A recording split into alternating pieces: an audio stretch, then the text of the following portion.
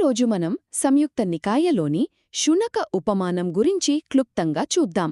ఈ బౌద్ధ బోధన ఒక స్తంభానికి కట్టేసిన కుక్క అనే సింపుల్ రూపకాన్ని వాడుతుంది. దీని ద్వారా మనం ఎందుకు ఈ బాధల చక్రంలో ఇరుక్కుపోయామో వివరిస్తుంది. చూడండి, ఇది మతం కన్నా ఎక్కువగా ఒక జీవన విధానం, ఒక సైకాలజీ లాంటిది.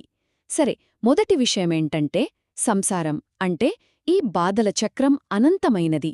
బుద్ధుడు చాలా తీవ్రమైన ఉదాహరణలిస్తారు. మహాసముద్రం ఎండిపోయినా, ఈ భూమి మొత్తం నాశనమైనా సరే, అజ్ఞానంతో, కోరికలతో కట్టుబడిన వాళ్లకి దుఃఖం అంతమవదట. సో దీని అర్థమేంటి? సమస్య బయటలేదు, అది కంప్లీట్గా మన మైండ్లోనే ఉంది. ఇక రెండవది, మనల్ని ఆ కుక్కలాగా ఒక స్తంభానికి కట్టేసేది ఏంటి? అదే 5 స్కందాలు. మన కోరిక, అజ్ఞానమే ఆ తాడు. ఈ 5 స్కందాలు అంటే మన శరీరం, మన ఫీలింగ్స్, మన గ్రహింపు, మన మానసిక అలవాట్లు, ఇంకా మన స్పృహ. ఎప్పుడైతే మనం ఇదే నేను, ఇవే నావి అని వీటికి అటాచ్ అవుతామో ఆ స్తంభం చుట్టి తిరుగుతూనే ఉంటాం. ఇక చివరిగా అసలు పాయింట్ ఇక్కడే ఉంది. విముక్తి అంటే ఆ తాడును తెంచడమే కాని స్తంభాన్ని పడగొట్టడం కాదు.